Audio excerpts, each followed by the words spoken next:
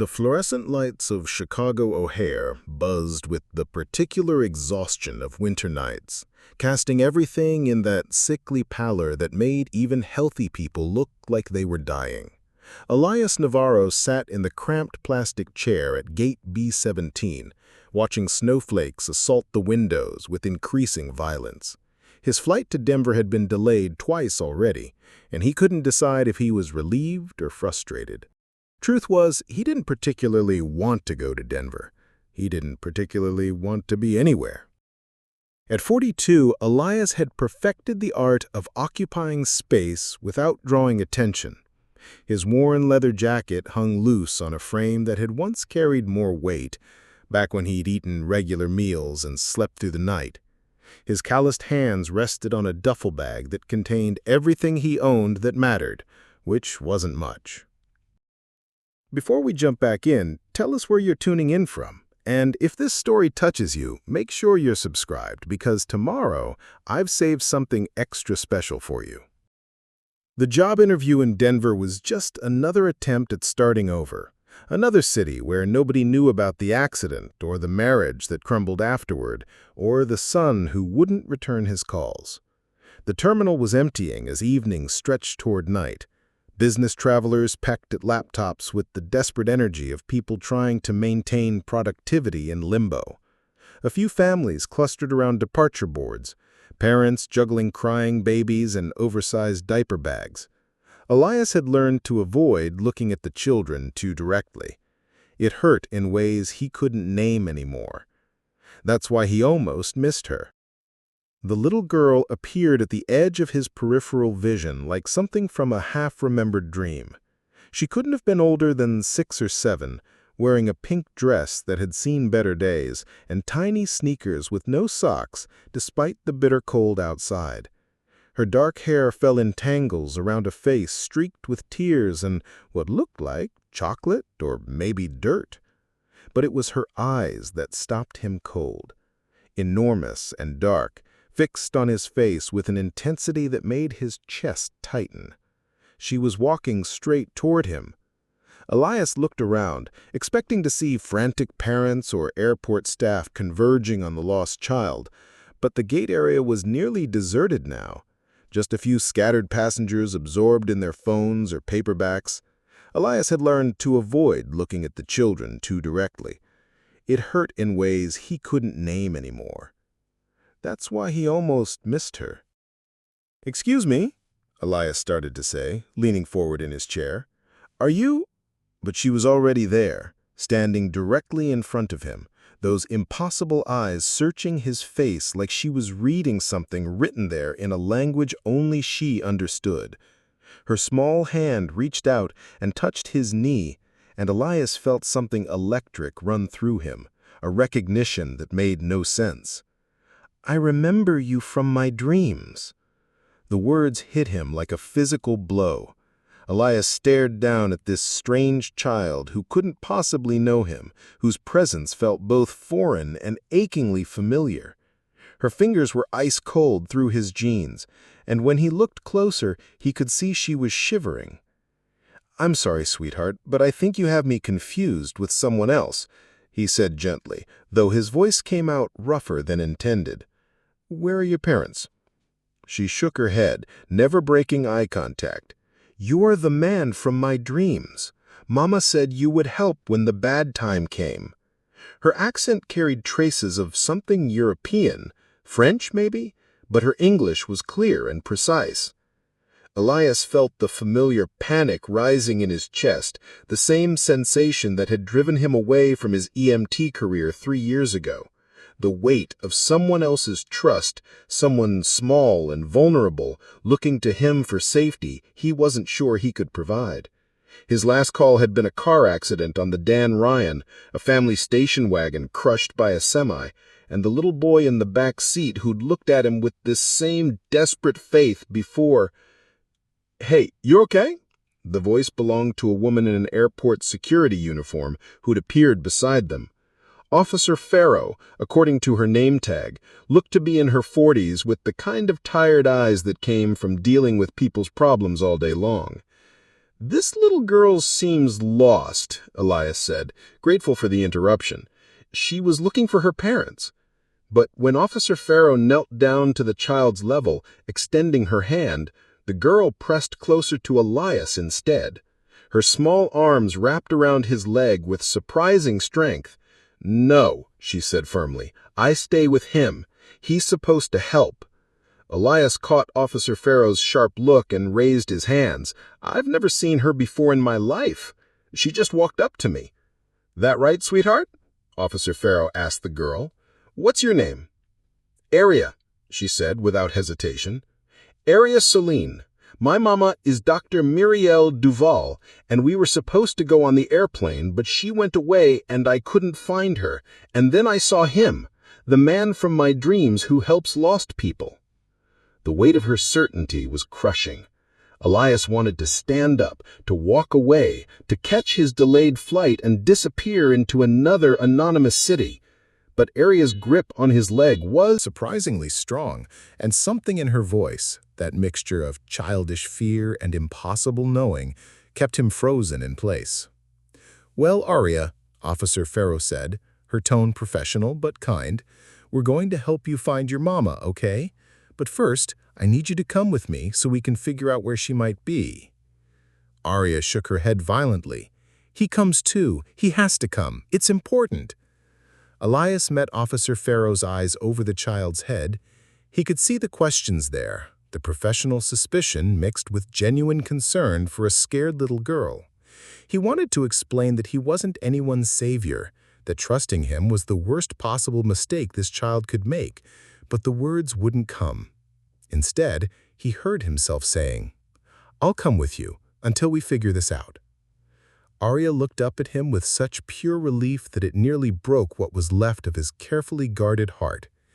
And as they walked toward the security office, her small hand finding his with the confidence of someone who'd been waiting her whole life to hold it, Elias couldn't shake the feeling that his flight to Denver had been delayed for a reason he was only beginning to understand. The airport security office felt like a cross between a doctor's waiting room and a police station.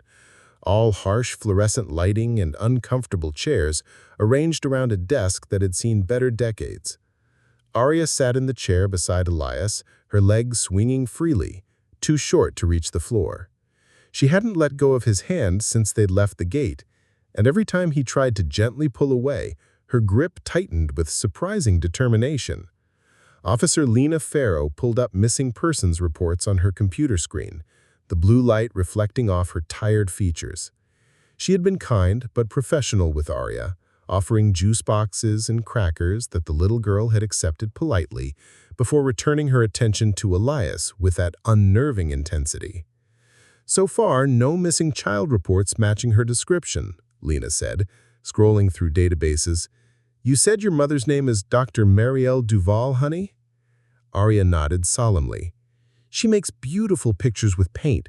We were going to see her friend in Denver who has a big house with lots of cats." "And you were traveling together today?" "Yes, but she went to the bathroom and said to stay with the luggage. But then these men came and were asking questions, and Mama got scared and said we had to go somewhere else first." Aria's voice got smaller. "But I got confused and couldn't find her." Lena's fingers moved across the keyboard. "No Dr. Marielle Duval on any of today's passenger manifests. No tickets purchased, no boarding passes issued." "Maybe she was traveling under a different name?" Elias suggested, though the question felt strange coming from him. Why was he invested in solving this puzzle? He should be focused on getting to his own gate, catching his connection, moving forward with his life. "It's possible," Lena admitted, but without more specific information, she trailed off, studying Aria with the expression of someone working through a complex problem. "Aria, sweetie, do you remember what flight you were supposed to take? What gate you were at?" Aria scrunched her forehead in concentration. "I don't remember numbers good, but it was where they had the big windows and the airplanes looked like silver birds." Lena sighed. "That describes about half the terminal." "Look, Mr. Navarro, I appreciate you staying to help, but I need to follow protocol here. We'll need to contact child services, Get Arya into protective custody until we can locate her guardian." "No!" Arya's voice was sharp with panic. She launched herself from her chair and pressed against Elias's side. "I don't want to go with strangers. I want to stay with him." "Arya, I'm not—" But she cut him off. "You are. You're exactly like in my dreams. You have sad eyes but kind hands, and you smell like coffee and something else." She wrinkled her nose, thinking, "Like when it rains on warm rocks." The description was so specific, so impossible for a child to fabricate, that it sent chills down Elias's spine.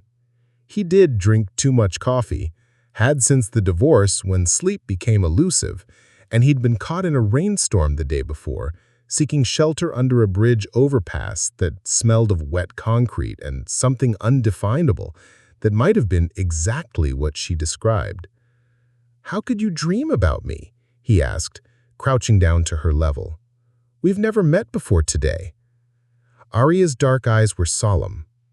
"Mama says some people are connected by invisible strings, and sometimes we see them in dreams before we meet them in the world.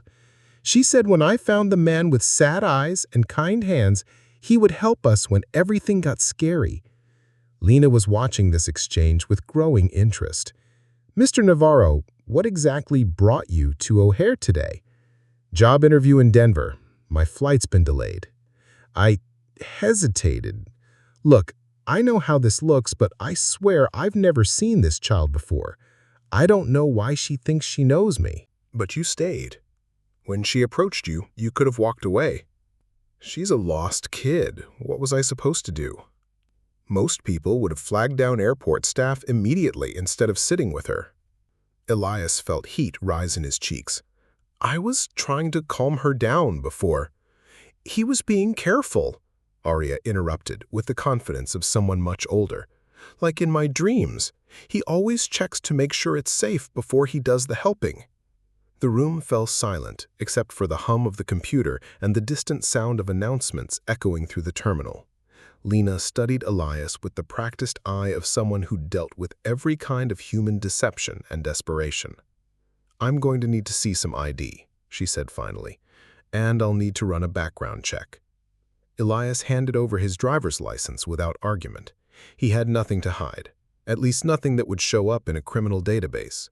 His failures were personal, private disasters that had destroyed his marriage and alienated his son, but hadn't landed him in jail. While Lena typed, Arya tugged on Elias's sleeve. "Are you going to leave me?" she whispered. The question hit him like a punch to the chest. He thought of Jonah, his 16-year-old son who wouldn't answer his calls, who'd spent the last 3 years perfecting the art of emotional distance.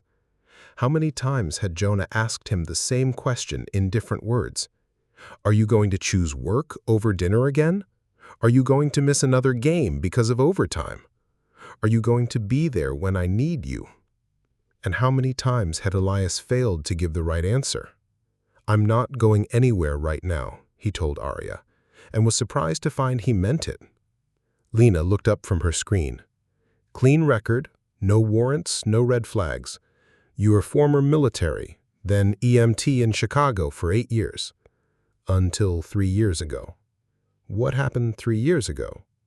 Elias felt Arya's small hand slip into his, offering comfort she was too young to understand he needed. "I made a mistake. Someone got hurt because of it." "Someone died," Arya said quietly. Both adults stared at her. Lena's hand moved instinctively toward her radio. "Arya, how could you possibly know that?" Elias asked her. She looked up at him with those two knowing eyes. "You dream about it sometimes, about the little boy who looked like me? That's why your eyes are sad." The world tilted slightly off its axis. Elias had never told anyone about the nightmares, about the way the accident haunted his sleep. The child in the car wreck had been about Arya's age, with the same dark hair and enormous eyes, the same expression of trust that he'd failed to justify. "Mr. Navarro, I think we need to have a longer conversation." But before Elias could respond, Lena's radio crackled to life. "All units, be advised, We have a suspicious individual reported in baggage claim asking multiple airline personnel about a Dr. Morel Duval. Subject described as male, approximately 50 years old, well-dressed, possible Eastern European accent. Arya went rigid in her chair. "The man with the mean eyes," she whispered. "He was asking Mama questions and she got scared."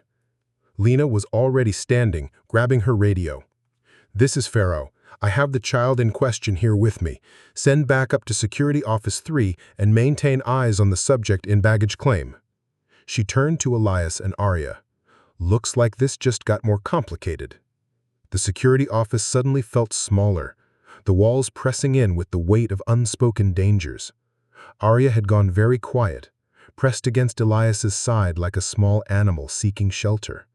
Her earlier confidence had evaporated at the mention of the man in baggage claim, replaced by the kind of fear that seemed too large for her small body to contain. "Arya," Lena said gently, kneeling in front of the child, "can you tell me about this man? The one with the mean eyes?" Arya's grip on Elias's hand tightened. "He came to see Mama yesterday at the hotel. He had a nice voice, but scary eyes like cats watching birds. He wanted the drawings, but Mama said they weren't for him." "What drawings?" "Mama's special pictures. She keeps them in the blue folder and says they're important, but not for selling." Arya looked up at Elias. "He made her cry after he left." Elias felt something cold settle in his stomach. Whatever was happening here went beyond a simple case of a lost child. The pieces were forming a pattern he didn't like. A frightened mother, a pursuing stranger, and now Arya caught in the middle with no protection except a washed-up former EMT who'd already proven he couldn't save the children that mattered. "Mr. Navarro," Lena was saying, "I need to ask you to stay here with Arya while I coordinate with my team. Can I trust you to do that?" The question hung in the air between them. Could she trust him? Could anyone? 3 years ago, his partner Maria had asked him the same thing in different words. "Can I trust you to come home sober? Can I trust you to pick up Jonah from school without stopping at Murphy's first? Can I trust you to be the man I married?" And Jonah, God, Jonah. The last real conversation they'd had was 6 months ago, a stilted phone call where his son's voice had carried the particular exhaustion of someone who'd given up expecting anything better. "You can trust me," Elias said, and hoped it was true. After Lena left, the office felt eerily quiet. Arya had found a box of crayons and paper on a side table and was drawing with the intense concentration that children brought to important work. Every few minutes she would glance up at Elias, as if checking to make sure he was still there. "What are you drawing?" he asked finally. "You and me and Mama, but also the other boy who looks sad like you do." Elias's breath caught. "What other boy?" "The one who's angry because his daddy doesn't call anymore." She held up the paper. "See, he has your eyes, but younger." The drawing was remarkably sophisticated for a 6-year-old, showing figures that were recognizably human despite childish proportions. But it was the accuracy that stunned him. Herself and a woman who must be her mother, and beside them a man who did look remarkably like him. And in the corner, slightly separated from the group, a teenage boy with Elias's jawline and his mother's stubborn mouth. "Arya, how do you know about my son?" She set down the crayon and looked at him with that unnerving directness. "The dreams showed me. You think about him a lot, but you don't know how to fix the broke parts." "The broken parts," Elias corrected automatically, then felt foolish for correcting grammar when this child was somehow seeing into his soul. "Broken," she repeated carefully. "Like when Mama cries at night because she misses Papa, but Papa can't come back because he's with the angels now." "I'm sorry about your Papa." "It's okay. He visits sometimes, in dreams too. He says the man with sad eyes, that's you, will help keep us safe when the mean man comes." She paused, considering. "Papa was a soldier like you used to be. Maybe that's why you understand each other." Elias's phone buzzed with a text message. For a wild moment, he hoped it might be Lena with news about Arya's mother. Instead, it was from Jonah, the first contact they'd had in weeks.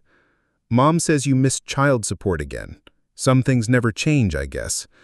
The words hit like a slap. Elias stared at the screen, memories flooding back. The custody hearing where Jonah had sat silent in the back row while lawyers discussed his future. The gradual reduction in weekend visits as his son found reasons to be elsewhere. The phone calls that went from stiff politeness to outright avoidance. "He's angry," Arya observed, somehow reading the message over his shoulder. "Yeah, he is. But not really at you, at the scared part of you that made you stop trying." Elias looked down at this impossible child who sought too much and understood things she had no right to understand. "How do you know that?" "Because I get angry at Mama sometimes too, when she gets scared and doesn't want to go outside or meet new people. But really, I'm angry at the scary things that made her that way." "Your Mama gets scared?" "Ever since Papa died, she has bad dreams about men who want to take away her pictures and hurt us. That's why we move around so much and why she doesn't like to fly on airplanes. But she said this time would be different because we were going to meet Papa's friend who would help keep us safe." "The friend in Denver?" "Maybe, or maybe Papa meant you. Do you think people can send messages through dreams?" Elias thought about his own dreams. The recurring nightmare where he arrived at the accident scene too late, where small hands reached for him through twisted metal, and he failed, always failed to pull them free. "I don't know, sweetheart. I'd like to believe they can." His phone buzzed again. This time it was Jonah calling. "I should take this." "Jonah?" Arya asked. "How do you—" "Never mind." He answered the call. "Hey, son. Dad." Jonah's voice was carefully neutral. "Look, Mom told me about the support thing, and I just wanted to say, I know you're trying, okay? The job market's been shit, and I get that you're doing your best." The unexpected kindness in his son's voice made Elias's throat tight. "I'll get caught up, I promise." "I know you will. And Dad, I'm sorry about the text. I had a bad day at school, and I took it out on you." "You don't have to apologize for being honest about how you feel." "Yeah, but I could be honest without being a dick about it." Despite everything, Elias smiled. "Language? I'm 16, Dad. I'm allowed to say dick." Arya giggled softly, and Jonah must have heard it. "Who's that?" Elias looked down at the little girl who'd somehow walked into his life and turned everything upside down in the space of 2 hours. It's complicated. I'm at the airport helping this lost kid and—" "You're helping someone?" The surprise in Jonah's voice cut deep. "Like, actually helping? Not just avoiding your problems by traveling to another city?" "That's what I was doing. But then she found me, and she says she dreamed about me, and her mother's missing, and there's this man who might be dangerous." He trailed off, realizing how insane it all sounded. "Dad, are you okay? You sound weird." Arya tugged on his sleeve and whispered, "Tell him about the dreams. Tell him I saw him too." "Jonah," Elias said slowly, "this is going to sound crazy, but this little girl says she dreamed about you too. Says you look like me but younger, and that you're angry because I don't call anymore." Silence on the other end of the line. Then, "What's her name?" "Arya. Arya Soline." "And she's really lost? Like, actually missing her mom?" "Yeah. We're trying to figure out where her mother went." "Dad," Jonah said, and his voice had changed, become more serious. "I think you should help her. Like, really help her.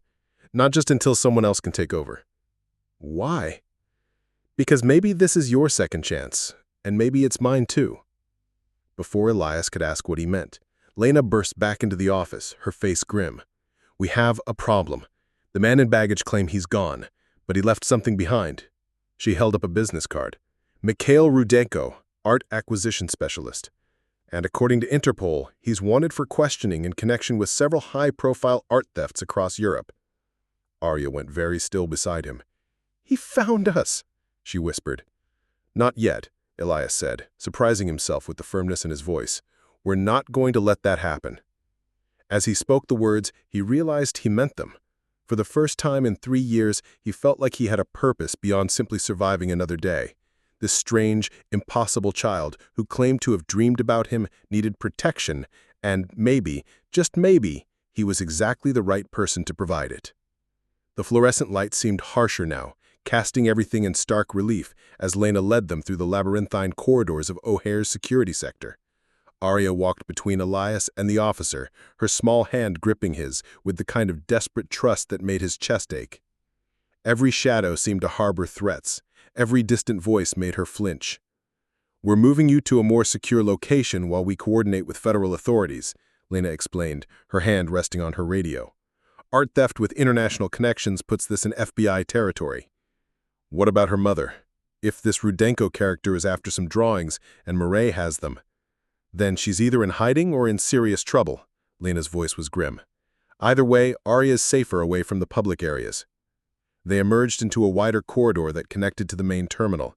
Through the wall of windows, Elias could see the baggage claim area below, a maze of carousels and travelers wrestling with oversized suitcases. The sight should have been mundane, reassuring even, just ordinary people dealing with ordinary travel frustrations. But Arya stopped walking so suddenly that Elias nearly stumbled. Preparing and narrating this story took us a lot of time, so if you are enjoying it, subscribe to our channel. It means a lot to us. Now, back to the story. "He's there," she whispered, pressing herself against the glass. Elias followed her gaze and spotted him immediately. The man stood apart from the other travelers, scanning the area with predatory patience. Mid-50s, immaculately dressed in a charcoal wool coat that probably cost more than Elias made in a month. Everything about him spoke of wealth and refinement, from his polished shoes to his carefully styled silver hair. Except for his eyes. Even from this distance, Elias could see the cold calculation in them, the way they moved across the crowd like a hunter tracking prey. "That's him," Arya said, shrinking back from the window. "The man with the mean eyes." Lena was already on her radio, calling for backup units to converge on baggage claim. But Rudenko was moving now, walking with purposeful strides toward the exit. He paused once, looking up toward the windows where they stood, and for a moment his gaze seemed to fix directly on Arya. The little girl let out a small cry and buried her face against Elias's side. "He sees me. He knows I'm here." "It's okay," Elias murmured, though his own heart was racing. "He can't reach you here. You're safe." But even as he said the words, he wondered if they were true. Men like Rudenko didn't give up easily, and they rarely worked alone. If he was here, hunting for Morel's drawings, then Arya was the only link to what he wanted, which made her invaluable and incredibly vulnerable. "Lost visual. This is Control. We've got reports of a disturbance at baggage claim. Someone's been going through items without authorization." "Son of a bitch." Lena caught herself. "Sorry, Arya. Sometimes grown-ups use bad words when we're frustrated." "Mama says bad words when she's scared. She said lots of them yesterday when that man came to our hotel room." "He came to your hotel?" Elias asked. "What did he want?" "The blue folder. He said Papa owed him something and now Mama had to pay. But Mama said Papa never owed anybody anything bad, and the pictures were private family things." "What kind of pictures?" Lena asked gently. "Drawings Papa made when he was in the army, maps and buildings and secret things, I think. Mama said they were like puzzles that only smart people could understand." Elias felt a chill that had nothing to do with the winter wind rattling the terminal windows. Military intelligence, coded in artwork. It was the kind of thing that could get people killed if it fell into the wrong hands. "Arya," he said carefully, "do you know where your mama hid these drawings?" She nodded. "In the special place in her suitcase, the secret pocket that looks like it's not there." "And where's the suitcase now?" "I don't know. When the scary man came, Mama grabbed it and said we had to leave right away. But then we got separated and—" She trailed off, tears threatening again. Lena's radio buzzed. "Pharaoh, this is Control. We've got reports of a disturbance at unclaimed baggage. Someone's been going through items without authorization." "Son of a bitch." Lena caught herself. "Sorry, sweetie, but I think your friend Rudenko found what he was looking for." They made their way quickly through the terminal, Elias carrying Arya when she got tired, her small arms wrapped around his neck. She weighed almost nothing, but her trust felt heavier than any burden he'd ever carried. Every few steps, she would whisper something in his ear, observations about the people they passed, fragments of dreams she'd had, small reassurances that he was doing everything right. The lady with the red coat is sad because her husband forgot their anniversary, Elias heard softly as they passed a woman crying into her phone. And the man by the coffee shop is happy because he's going to see his new grandbaby. How do you know these things? Elias asked. People's feelings show in their faces if you know how to look. Papa taught me that. He said soldiers have to read people quickly to stay safe. Your papa sounds like he was a smart man. He was, but he worried too much about keeping secrets. That's what made the bad men angry with him. Won't you let them hurt Mama? The question hung between them like a bridge he wasn't sure he was strong enough to cross. 3 years ago, he'd made promises he couldn't keep to another child with trusting eyes. But looking at Arya now, seeing the way she believed in him with such complete faith, he felt something shift inside his chest. "I'll do everything I can," he said, and meant it. "That's what Papa used to say. But this time will be different because you're not carrying this secret alone." She touched his face with one small, cold hand. "Jonah is going to help too." Before Elias could ask what she meant, they arrived at the unclaimed baggage area. The scene was chaos. Airport security cordoning off sections, supervisors arguing with federal agents, and luggage scattered across the floor like the aftermath of a small explosion. In the center of it all sat a single blue suitcase, its lining torn open and contents spilled across the concrete floor. Women's clothes, toiletries, and art supplies created a landscape of intimate loss. But it was what wasn't there that drew Elias's attention. The conspicuous absence of any folder, blue or otherwise. "He got them," Arya said simply. "The pictures Papa left for Mama. Now he has everything." "Not everything," Elias said, surprised by the steel in his own voice. "He doesn't have you, and you're the only one who really knows what those drawings mean, aren't you?" Arya nodded solemnly. "Papa taught me the code before he went to heaven. He said someday I might need to read the secret messages." Lena appeared at his shoulder, her face grim. "Federal agents are taking over the investigation. They want to interview Arya, and they want me to turn her over to Child Services pending location of her mother." "No," Elias said immediately. "She stays with me. Mr. Navarro, I appreciate what you've done, but you have no legal standing here. You're not family, you're not a guardian.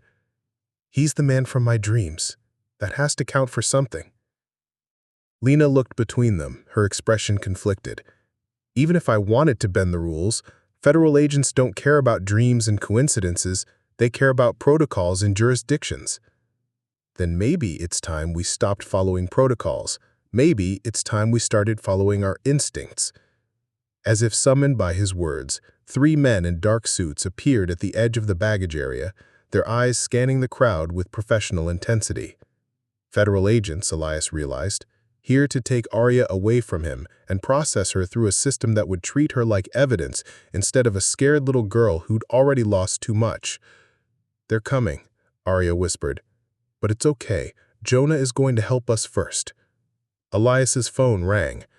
Jonah's number flashed on the screen, and he answered it with a sense of inevitability, as if his son's call had been orchestrated by forces beyond his understanding. "Dad." Jonah's voice was urgent. "I've been doing research on that art dealer guy, and you need to get out of there, now." The men's bathroom on the lower level of Terminal 3 wasn't exactly a war room, but it would have to do. Elias sat on the tile floor with his back against the wall, Arya curled up beside him, while his phone displayed Jonah's face via video call. His 16-year-old son looked more alert than Elias had seen him in years, hunched over his laptop in what appeared to be his bedroom. "I hacked into the hotel registration system," Jonah said without preamble. "Mirelle Duval checked out of the Palmer House at 3 a.m. yesterday morning, paid in cash, which is weird for a hotel that expensive." "She was scared," Arya said, leaning toward the phone screen.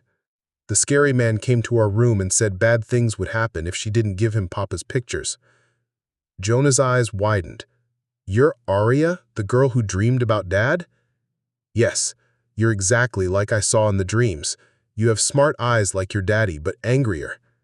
"Yeah, well, anger runs in the family," Jonah muttered, then caught himself.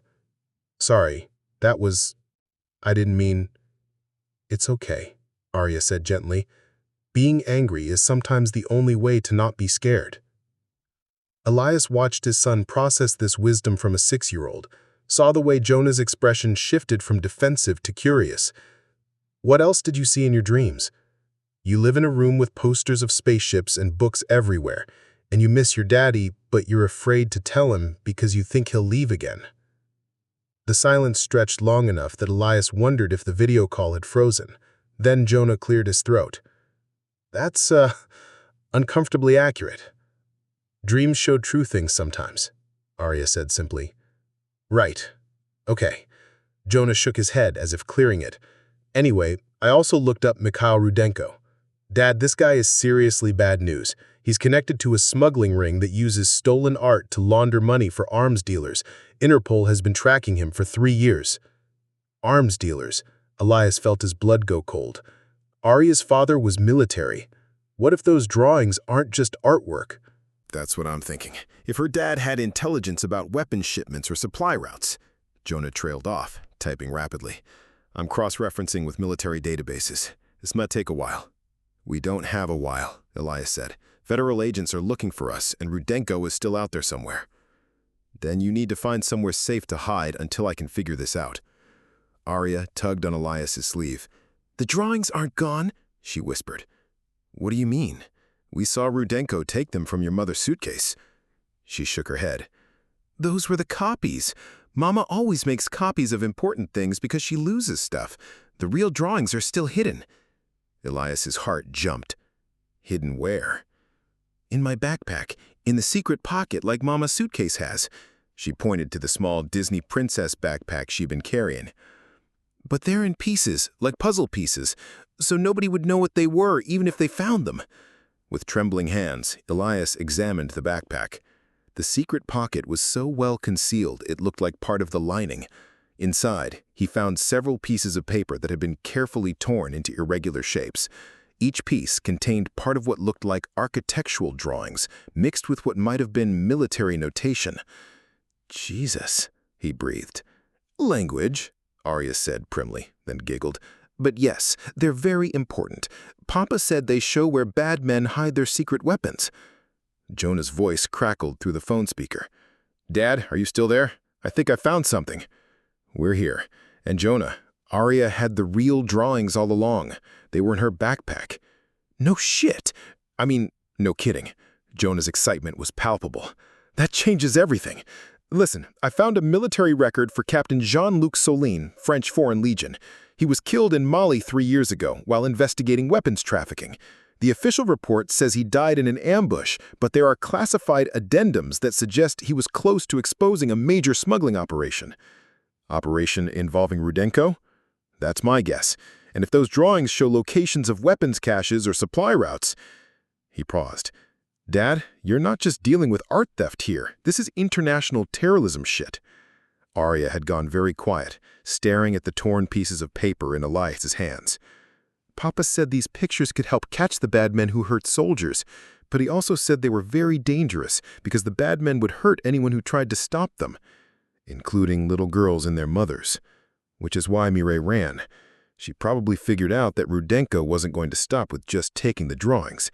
He'd eliminate anyone who might have seen them or know what they mean. So where is she now?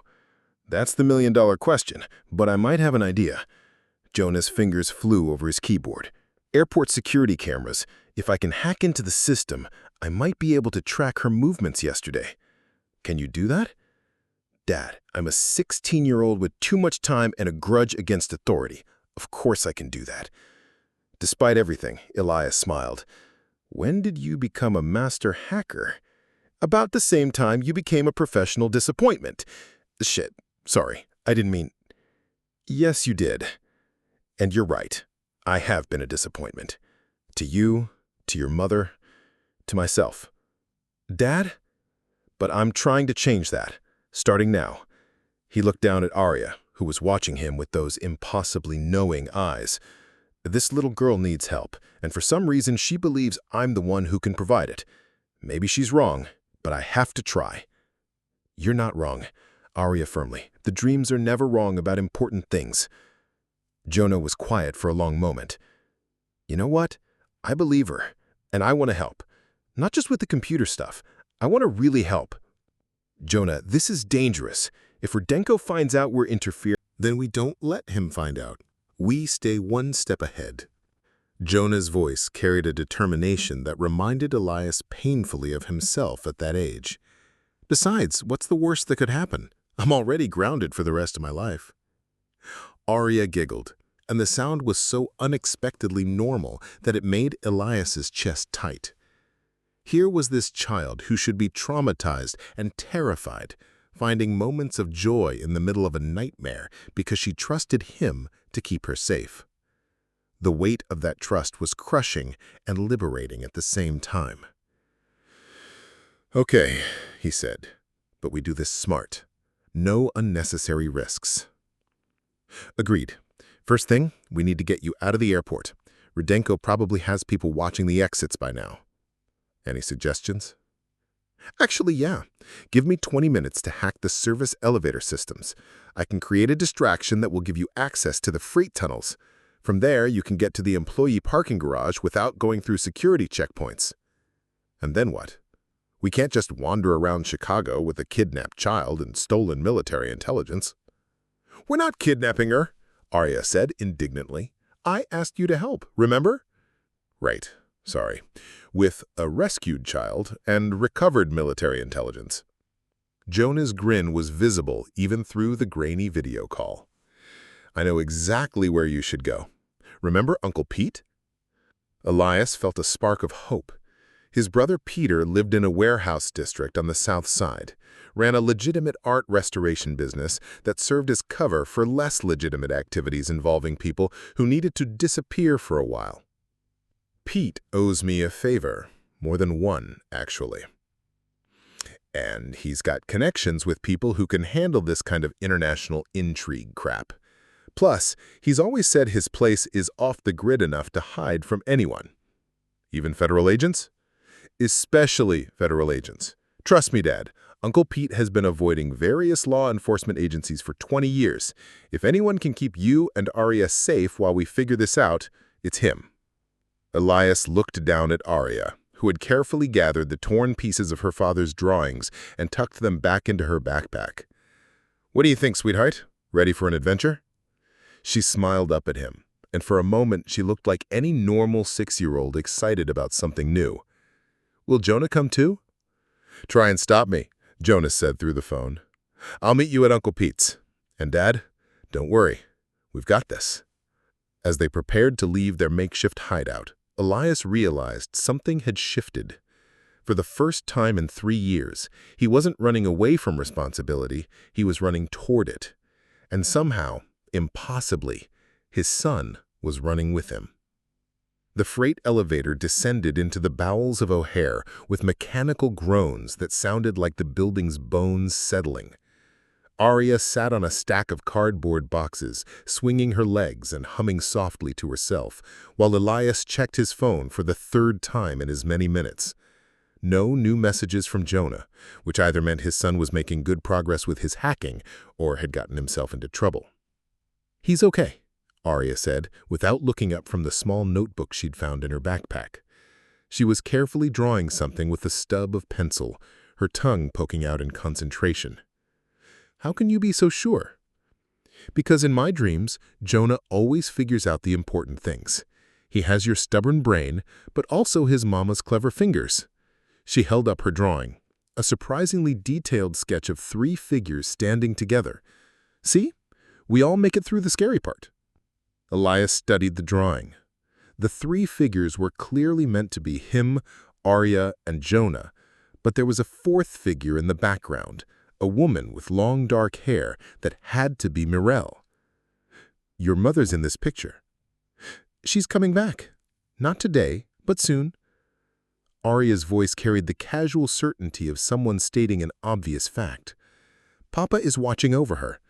Dead people can't do much, but they're very good at whispering warnings in dreams."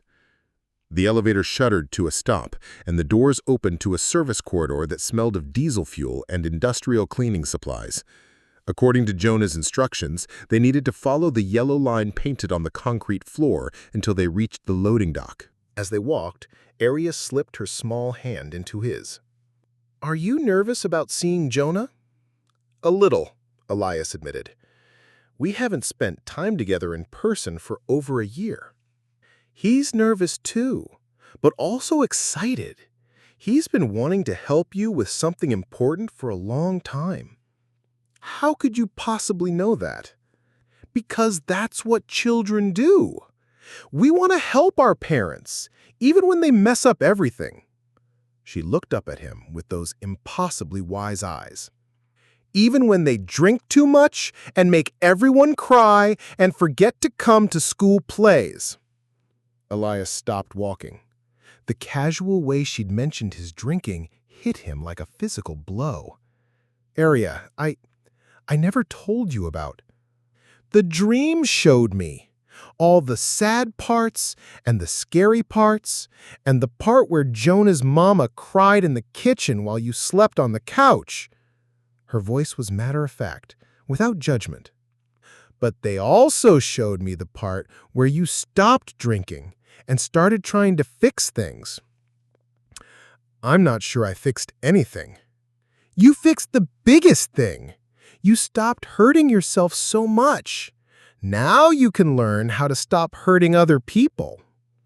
They emerged into the loading dock area, where a familiar figure was waiting by a beat-up Honda Civic. Jonah looked taller than Elias remembered, all legs and sharp elbows in a way that reminded him painfully of his own teenage years. His son's hair was longer now, falling into dark eyes that were so much like his own. "Dad!" Jonah's voice cracked slightly on the word, betraying the nervousness Arya had predicted. "Hey, son." Elias felt awkward, uncertain of the protocol for greeting the child he'd failed so spectacularly. "Thank you for coming." "Yeah, well, seemed important." Jonah's gaze shifted to Arya, who was studying him with the same intense focus she'd used on Elias. "So, you're the girl with the prophetic dreams." "They're not prophetic exactly. They're more like remembering things that haven't happened yet, or seeing things that are happening far away." "Right. That's totally normal and not at all terrifying." But Jonah's tone was gentle, and he crouched down to Arya's level. "I'm sorry about your mom. We're gonna find her, okay?" "I know. The dream showed me." She reached out and touched his cheek with one small hand. "You look just like your daddy, but sadder. Why are you so sad?" Jonah glanced at Elias, then back at Arya. "I guess because I thought my dad didn't want to be around me anymore." "That's silly! He thinks about you every single day. Sometimes he stares at pictures of you on his phone and cries a little bit." "Arya," Elias said quietly, embarrassed by how exposed she made him feel. "It's true," she insisted. "And sometimes Jonah looks at pictures of you, too, when you were little, and you taught him how to ride bikes and catch baseballs." The silence stretched between father and son, filled with 3 years of hurt and misunderstanding. Finally, Jonah cleared his throat. "I still have the glove you bought me for my 10th birthday." "The Wilson A2000? "Yeah, I know it's too small now, but—" He shrugged, suddenly looking much younger. "I couldn't throw it away." Elias felt something loosen in his chest, a knot of guilt and regret that had been wound tight for so long he'd forgotten it was there. "I'm sorry, Jonah, for everything. For choosing the bottle over you and your mom. For missing your games and your concerts and your life." "Dad." "No, let me finish. I'm sorry for being so afraid of disappointing you that I stopped trying altogether. And I'm sorry it took a 6-year-old stranger to remember what it feels like to want to protect someone." Jonah's eyes were bright with unshed tears. "I wasn't sure you knew how to do that anymore. Protect people, I mean. I wasn't sure either. But Arya seems to think I can learn." "We can learn," Jonah said firmly. "Like a team." Arya clapped her hands together, delighted. "See? Just like in the dreams. Now we can go save Mama and catch the bad man and fix all the broken things. It might not be that simple, Elias warned. Important things are never simple, she said, with the wisdom of someone much older, but they're always worth doing. As they drove through Chicago's South Side toward Peter's warehouse, Jonah filled them in on what he'd discovered. The drawings in Arya's backpack contained detailed schematics of weapons storage facilities across 3 countries, along with shipping routes and personnel information. Her father had been building a case against an international arms trafficking network, with Rudenko as one of the key players. The problem is, these drawings are basically worthless without the code key, Jonah explained, glancing back at Arya in the rearview mirror. Each symbol and notation system needs to be interpreted, and your dad was the only one who knew how to read them. That's not true, Arya said quietly. He taught me before he went to heaven. We played games where I had to figure out what the secret pictures meant. Elias and Jonah exchanged glances. You can decode your father's intelligence reports? Elias asked. Some of them, the easier ones. Papa said I was very smart for remembering so many symbols. She pulled the torn pieces from her backpack again. This one shows where the bad men keep guns in a place with lots of sand. And this one is about boats that carry dangerous things across the big water. Libya and Mediterranean shipping routes. Jesus, Arya. You're carrying around enough information to shut down a major criminal organization.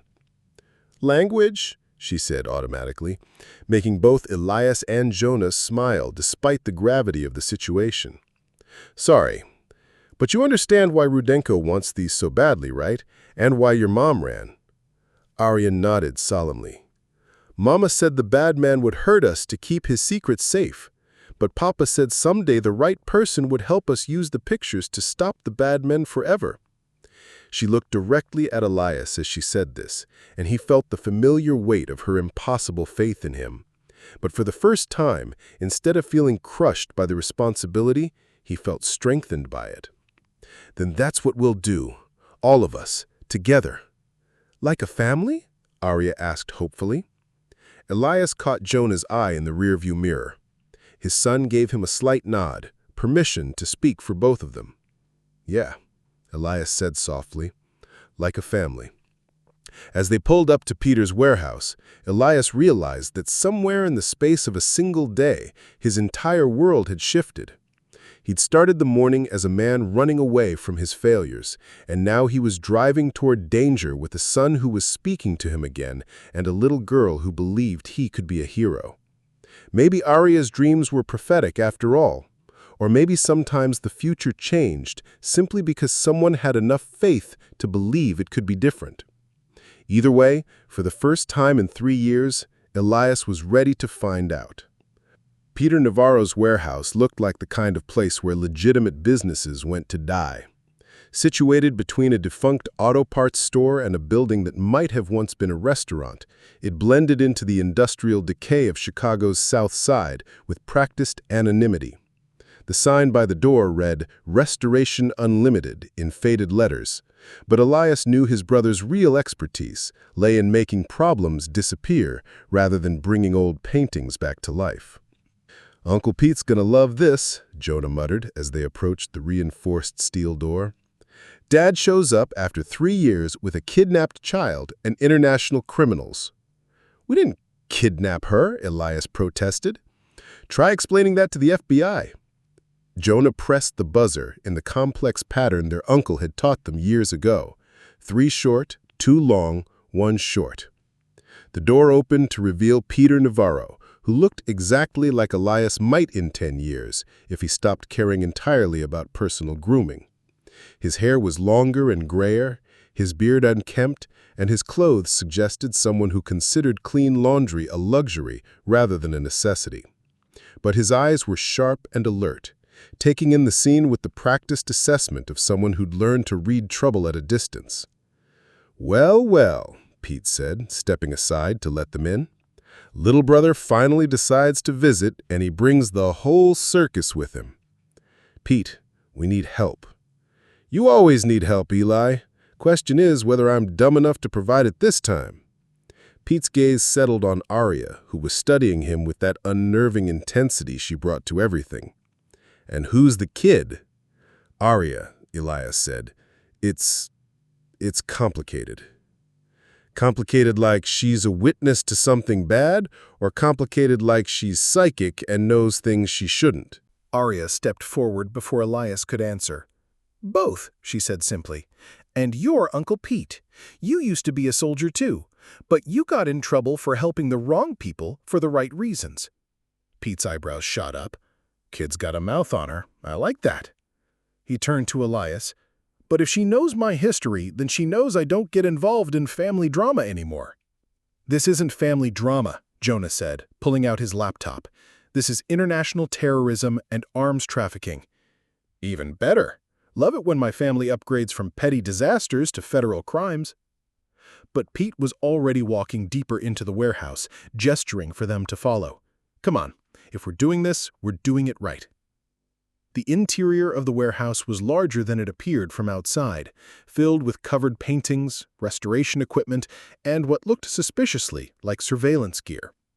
Pete led them to a corner office that had been soundproofed and lined with enough electronics to run a small television station. "This is where I handle the delicate work," Pete explained, settling into a chair that had seen better decades. "And before you ask, yes, this room is completely off the grid. No signals in or out unless I want them." Arya immediately climbed onto a stool and began examining the various screens and devices with scientific curiosity. "You help people hide from bad men," she said, "like Papa used to do." "Your Papa was military?" "French Foreign Legion. He died fighting arms dealers in Mali." She said it matter-of-factly, but Elias caught the slight tremor in her voice. Pete's expression sobered. "I'm sorry, kid. Losing a parent in the services, it's hard." "He visits sometimes, in dreams. He says you're good at keeping secrets safe." "Dreams again?" Pete looked at Elias questioningly. "She knew things about me and Jonah that she couldn't possibly have known. Details about our past, our relationship." I shrugged helplessly. "I can't explain it." "Don't have to explain it," Pete said pragmatically. "Just have to decide whether to trust it. And right now, my gut says we should." He turned to Jonah. "Show me what you've got, nephew." For the next hour, they laid out everything. Rudenko's pursuit, the stolen drawings, Arya's ability to decode her father's intelligence. Pete listened without interruption, occasionally asking clarifying questions or requesting to see specific pieces of evidence. "This is bigger than I thought," he said finally. "These shipping routes and weapons cache locations, if they're accurate, we're looking at a network that supplies arms to terrorist organizations across 3 continents. Can you help us get this information to the right people?" Elias asked. "Define right people. The FBI, CIA, Interpol? Because from where I sit, it looks like your friend Rudenko has connections inside law enforcement. Otherwise, how did he know to look for the drawings at O'Hare?" The question hung in the air like smoke. Rudenko hadn't considered the possibility of official corruption, but it made sense. Rudenko moved too freely, knew too much about Mireille's movements. So what do? We go around the official channels. I know people who specialize in this kind of off-the-books intelligence work, former military mostly, who got tired of watching bureaucrats screw up operations. Pete was already pulling up contacts on one of his computers. But they're going to want verification. They'll need proof that these drawings are legitimate and that the kid can really decode them. "I can do that," Arya said quietly. She had been silent during most of the conversation, sitting cross-legged on the floor and carefully arranging the torn pieces of her father's drawings like puzzle pieces. "I remember Papa teaching me about the secret places. This one is a warehouse in Marseille where they keep guns hidden under flour sacks. And this one shows a boat that carries bad things from Libya to Italy on the 3rd Tuesday of every month." Pete leaned over to study her work. "Jesus Christ, that's, incredibly specific." "Language," Arya said automatically. "But yes, Papa was very careful about details. He said details are what keep soldiers alive." Jonah looked up from his laptop screen. "I think I found something. There's been chatter on law enforcement channels about a major raid being planned. Multiple agencies, coordinated strike on shipping facilities in 3 countries. When? Tomorrow night, Mediterranean time. Pete whistled low. That's fast. Too fast for normal intelligence protocols. Unless someone's been feeding them information, Elias said slowly. What if Rudenko isn't trying to hide this network? What if he's trying to expose specific parts of it?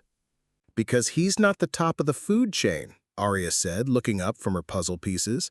Papa said the smartest bad men always have someone bigger and badder telling them what to do. Maybe he's trying to get rid of his competition.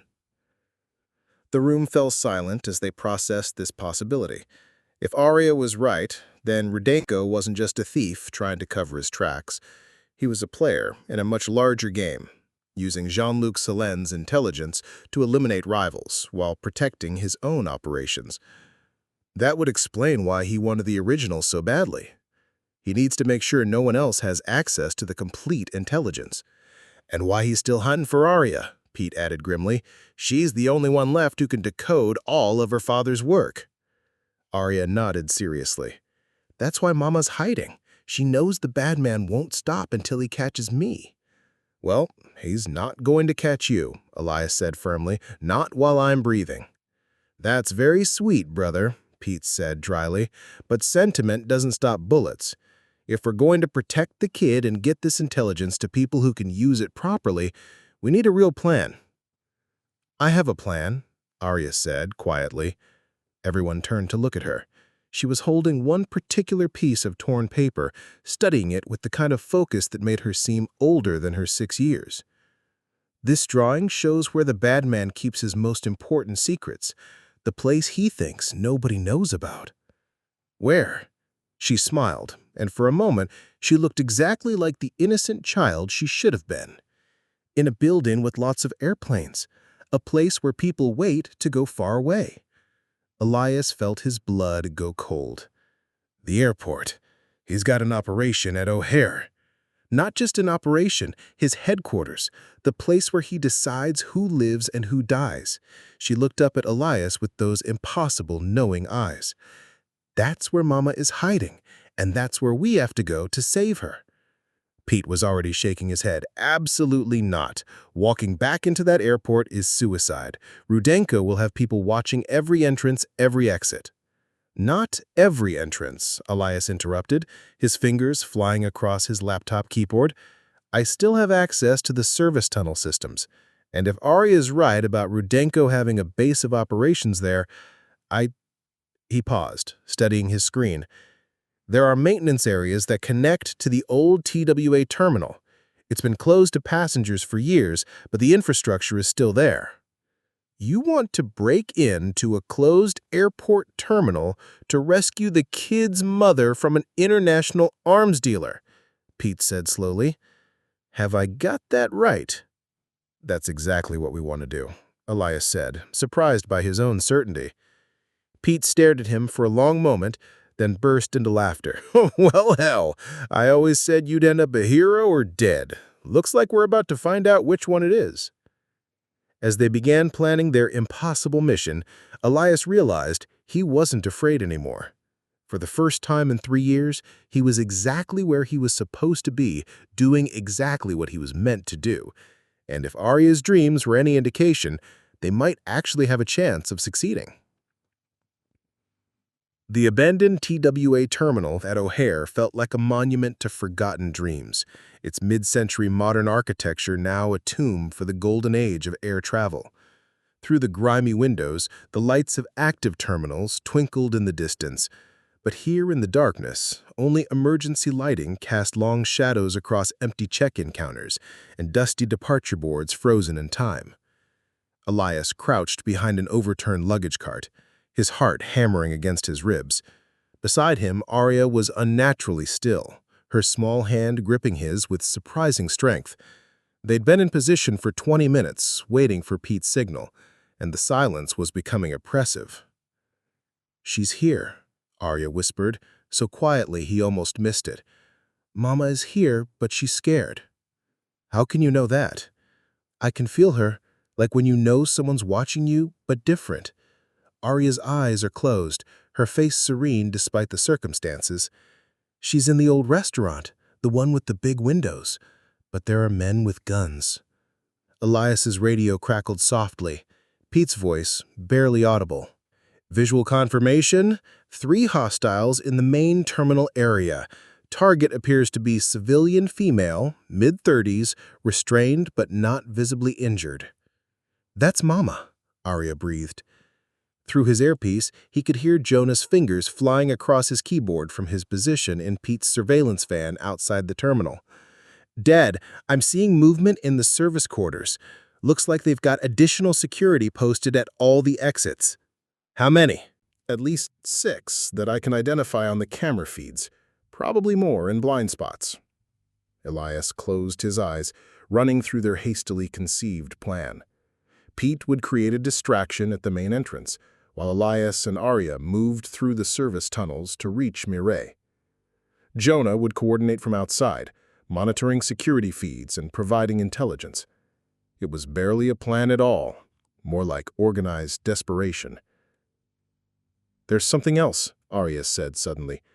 The bad man isn't here yet, but he's coming. Soon. How soon? Before she could answer, voices echoed through the terminal. Male voices, speaking in what sounded like Russian, moving closer to their position.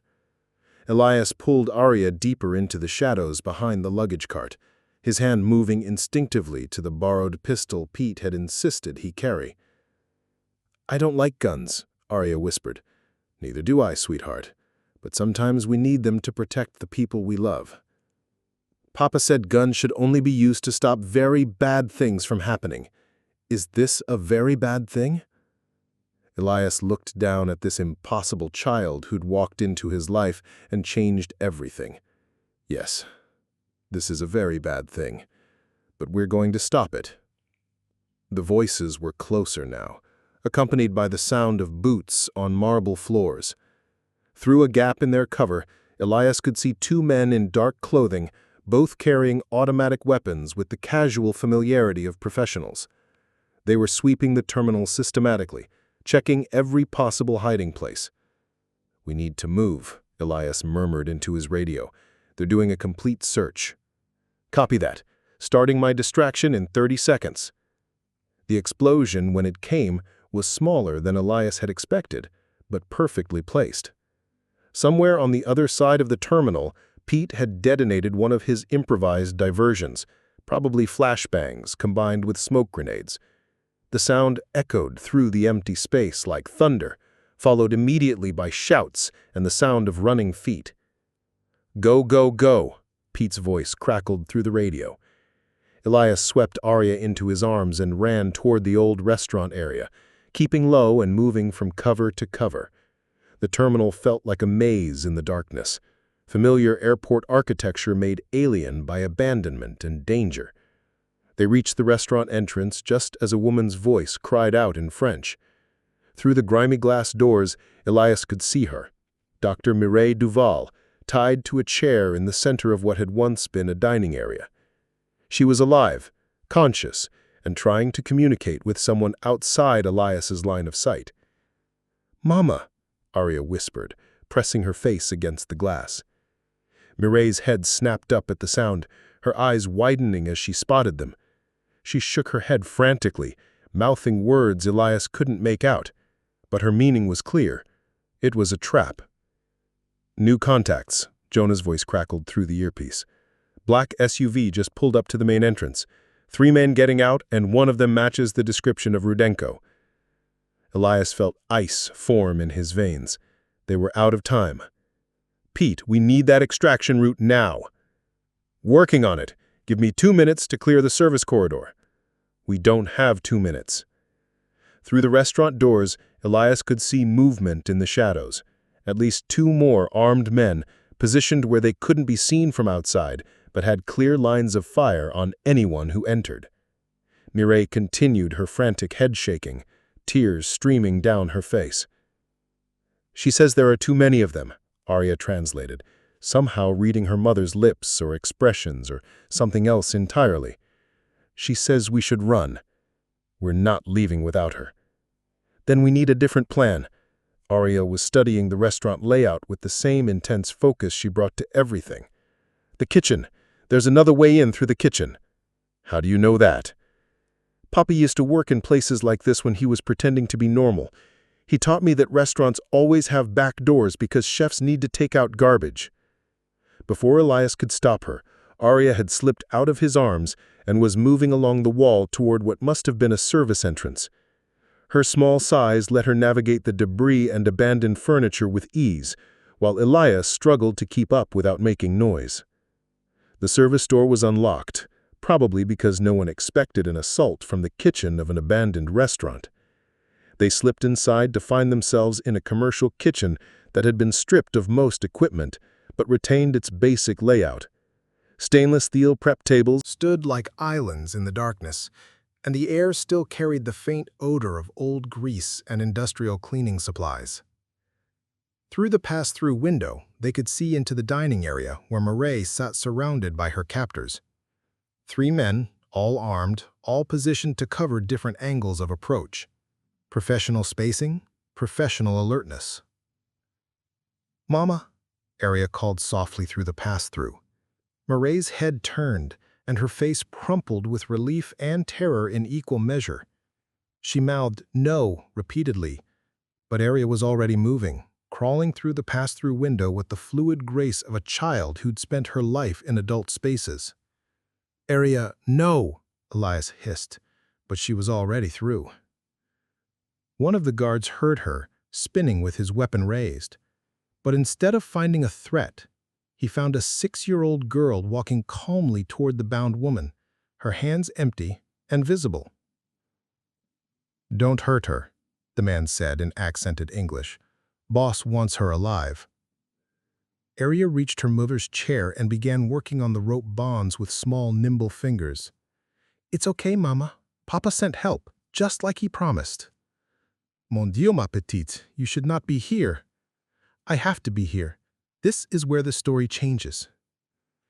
Elias watched from the kitchen, his hand on his pistol, calculating angles and possibilities. 3 armed men, each positioned to cover the others, a hostage in the center of their formation. A little girl who seemed to believe everything would work out because she dreamed it would. The odds were impossible. But then everything about the last day had been impossible. "Rudenko's in the building, main floor, moving toward your position." "Copy that." Elias took a deep breath, said a prayer to whatever gods protected fools and children, and stepped into the dining area with his hands visible, but his weapon ready. "Gentlemen, I think we need to talk." The 3 men turned toward him, their weapons tracking his movement. But their attention was split now, divided between him and the woman and child they were supposed to be guarding. "You are making mistake." His English was careful, precise. "Walk away now. Live to see tomorrow." "Can't do that. The little girl needs her mother." "Little girl is worth more than you know, worth more than your life, certainly." "Maybe, but that's not your decision to make." Arya had freed one of her mother's hands and was working on the other rope. She looked up at Elias with those impossible knowing eyes and smiled. "Now would be good," she said quietly. Elias never found out what signal she had given or how she'd known Pete was in position. The flashbangs came through 2 different windows simultaneously, filling the restaurant with blinding light and deafening sound. In the chaos that followed, training took over. Years of military discipline and EMT crisis management condensed into a few seconds of pure instinct. When the smoke cleared, 2 of the guards were unconscious on the floor. The third was zip-tied to a chair, and Pete was standing in the doorway with a satisfied grin and an assault rifle. "Well," Pete said cheerfully, "that was more fun than I had in months." Mireille pulled Arya into her arms, holding her daughter with the desperate intensity of someone who thought she might never see her again. French endearments poured from her lips, mixed with tears and laughter and the kind of raw emotion that transcended language barriers. "It's okay, Mama. The bad man can't hurt us anymore." But even as she spoke, Elias heard footsteps in the corridor outside. measured, confident footsteps belonging to someone who wasn't intimidated by explosions or gunfire. Mikhail Rudenko stepped into the restaurant like he owned it, which in many ways he probably did. He was older than his photograph suggested, with silver hair and expensive clothes that somehow remained immaculate despite the chaos around him. His eyes were the pale blue of winter sky, and when they fixed on Arya, Elias felt something cold settle in his stomach. Dr. Duval, and the remarkable Arya, we meet at last. He was holding a pistol, but casually, like an afterthought. His real weapon was the absolute confidence that radiated from him like heat from a fire. You have something that belongs to me, and I have something you want. Your freedom, your safety, your future. His smile was perfectly pleasant and absolutely terrifying. Shall we negotiate? The standoff in the abandoned restaurant stretched like a taut wire, everyone frozen in tableau. Rudenko with his casual menace, Pete with his rifle, Morel clutching Arya like a shield, and Elias caught in the middle with a choice that would define everything that came after. "The drawings, if you please," Rudenko said, his voice carrying the patient authority of someone accustomed to being obeyed. "All of them, including the pieces the child has been carrying." "They're not yours to take," Morel said, her French accent thickening with stress. "On the contrary, Dr. Duval, your husband stole information that belonged to my organization. I am simply reclaiming stolen property." "Papa didn't steal anything," Arya said quietly from within her mother's embrace. "He was trying to stop you from hurting people." Rudenko's pale eyes fixed on her with something that might have been admiration. "You are remarkably composed for a child, Arya. Your father would be proud. He was also remarkably composed when he died." The casual cruelty of the statement hit like a physical blow. Morel made a sound of anguish, and Elias felt rage build in his chest like a pressure cooker approaching critical mass. "You killed him," Elias said. "I defended my interests. Captain Solène understood the risks when he chose to interfere with business that didn't concern him." Rudenko shrugged with elegant indifference. "Just as you understand the risks now." Through his earpiece, Elias could hear Jonah's increasingly frantic voice. "Dad, you've got company coming. Multiple vehicles, looks like federal agents. You need to get out of there." But Rudenko was still talking, still holding them in place with nothing more than absolute confidence and a casually held pistol.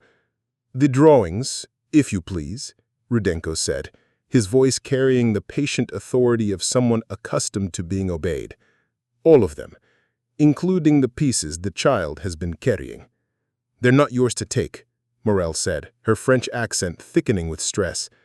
"On the contrary, Dr. Duval, your husband stole information that belonged to my organization.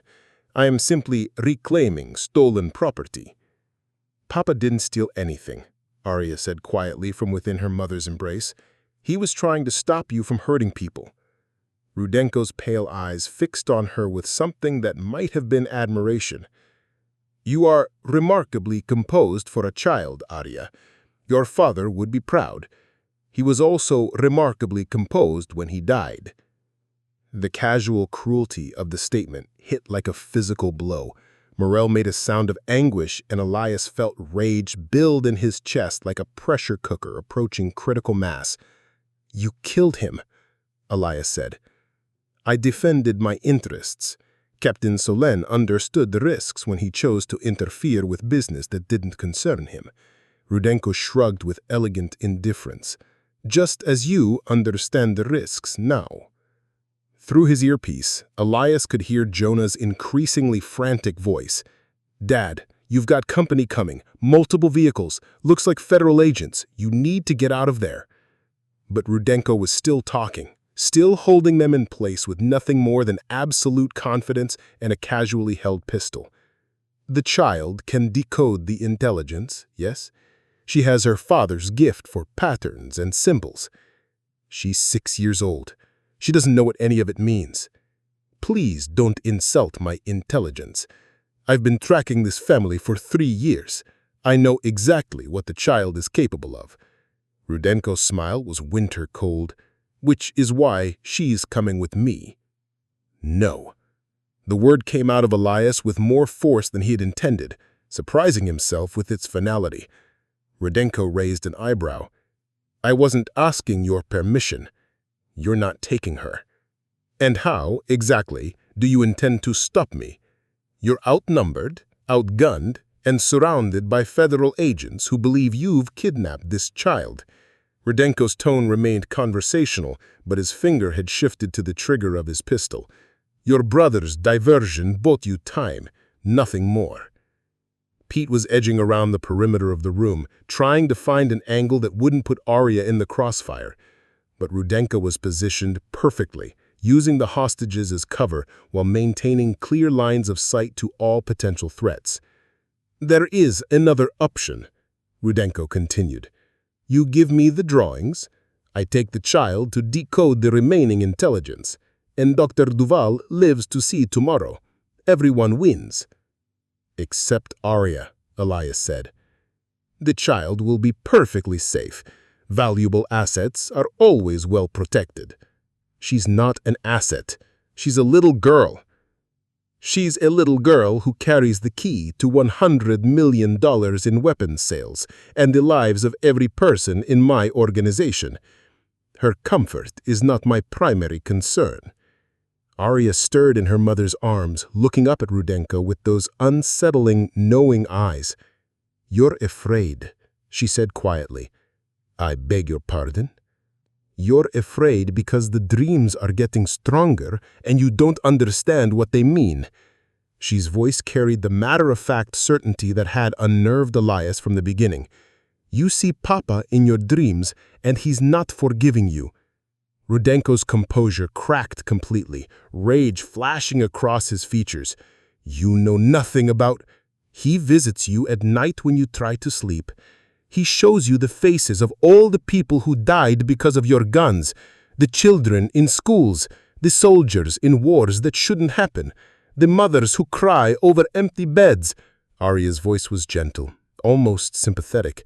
"That's why you never sleep through the night anymore." The restaurant fell silent except for the distant sound of sirens growing closer. Rudenko's pistol was shaking now, his carefully maintained control dissolving in the face of this impossible child who somehow knew his deepest fears. "Stop," he whispered. "He's coming for you," Arya continued, her eyes never leaving his face. "Papa's coming, and he's bringing all the other dead soldiers with him. They want their justice." "Stop!" Rudenko roared, swinging his pistol toward Arya. But Elias was already moving. 3 years of guilt and failure distilled into a single moment of absolute clarity. He launched himself across the space between them, his body colliding with Rudenko's just as the gun fired. The bullet went wide, shattering a window, and they tumbled to the floor in a tangle of limbs in desperation. Rudenko was stronger than he looked, whipped lean muscle beneath his expensive clothes. But Elias had something more than strength driving him. He had the fury of a father protecting a child, the rage of a man who'd found something worth fighting for. They rolled across broken glass and debris, each fighting for control of the pistol. Rudenko drove an elbow into Elias's ribs, sending spikes of pain through his chest. But Elias held on with the grip of someone who'd learned that letting go meant losing everything that mattered. "Dad!" Jonah's voice crackled through the earpiece, frantic with fear. "Federal agents are breaching the building. You have maybe 60 seconds. Elias got a hand on Rudenko's wrist, slamming it against the floor until the pistol skittered away into the shadows. But Rudenko twisted like a snake, driving a knee into Elias's stomach and breaking free. He rolled toward where the gun had fallen, his fingers scrambling across broken glass. "Behind you!" Pete's voice, sharp with warning. Elias spun to see Rudenko rising with the pistol in his hand, blood streaming from cuts on his face, but his eyes burning with murderous intent. Time slowed to crystalline clarity. Rudenko's finger tightening on the trigger, Pete's rifle swinging around but too slow, too late. And then, Jonah was there. Elias's 16-year-old son burst through the restaurant entrance like an avenging angel, a heavy flashlight in his hand. He'd ignored every order to stay in the van, every protocol designed to keep him safe, because his father was in danger. Rudenko's pistol tracked toward this new threat, and Elias felt something snap inside his chest. Not his son. Not Jonah. He'd already failed one child, he wouldn't fail another. "Jonah, get down!" But his son was already diving to the side, and Rudenko's shot went wide. Elias used those precious seconds to close the distance, tackling Rudenko around the waist and driving him into the wall. The man's head hit the marble with a wet crack, and he slumped to the floor, unconscious. The silence that followed was deafening. "Is everyone okay?" Pete's voice, shaky with adrenaline. "We're okay," Elias gasped, looking around the restaurant. Miralee and Arya huddled together near the overturned table, both frightened but unharmed. Jonah was picking himself up off the floor, his face pale but determined. "Dad," Jonah said quietly, "you came back." "I never left," Elias replied, understanding for the first time that it was true. "I just forgot how to be here." Through the broken windows, they could see flashlight beams and hear shouted orders as federal agents surrounded the building. But for just a moment, in the ruins of an abandoned restaurant, a father and son looked at each other and found something they thought was lost forever. "We did it," Arya said softly, breaking the spell. She was smiling despite everything, her small hand holding one of the torn drawing fragments. "We caught the Batman and saved Mama, and nobody died." "What happens now?" Miralee asked, her voice hollow with exhaustion. Elias looked at the unconscious form of Mikhail Rudenko, then at the family he'd somehow found himself protecting, then at his son who'd risked everything to save him. "Now we tell the truth, all of it, and we let the chips fall where they may." As federal agents breached the restaurant, Elias pulled Arya and Jonah close, one arm around each of them. Whatever came next, they'd face it together, like a family, just like Arya had dreamed. 3 months later, Elias was sitting in the departure lounge at O'Hare, watching planes taxi across the same tarmac where his life had changed forever. But this time, he wasn't running away from anything. He was flying to Denver for a job that mattered, consulting with a security firm that specialized in protecting families threatened by international crime. Beside him, Jonah scrolled through college applications on his laptop. "Think I should mention the international arms dealer thing on my personal statement?" "Probably not," Elias smiled. "But you could talk about how helping others changed your perspective on justice." Very diplomatic, Dad. The federal investigation had taken weeks to untangle. Rudenko's network stretched across 3 continents, just as Arya's father had documented. The little girl's ability to decode the intelligence had helped authorities shut down weapons shipments and arrest dozens of operatives.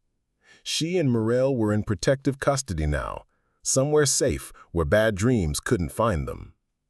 Flight 447 to Denver now boarding. Elias gathered his carry-on, the same worn duffel bag, but lighter somehow. Inside were letters from Arya, carefully drawn pictures of airplanes and families and men with kind eyes. The most recent one showed him standing outside a house with Jonah, both of them smiling. "She still dreams about us," he'd told Jonah when it arrived. "Good dreams this time. The best kind." As they walked toward the gate, Elias felt something he hadn't experienced in years, anticipation for tomorrow instead of regret for yesterday. Somewhere across the country, a little girl who dreamed impossible things was probably telling her mother about the man with sad eyes who learned to be happy again. And in Chicago, his ex-wife Maria had started returning his calls, cautiously optimistic about the man he was becoming. At the boarding gate, Jonah paused. "Dad, thanks for not giving up on us." "Thanks for not giving up on me." They boarded together, father and son, heading toward whatever came next. Behind them, O'Hare hummed with the constant motion of people going somewhere better, just like Arya had dreamed. Up next, you've got 2 more standout stories right on your screen. If this one hit the mark, you won't want to pass these up. Just click and check them out. And don't forget to subscribe and turn on the notification bell so you don't miss any upload from us.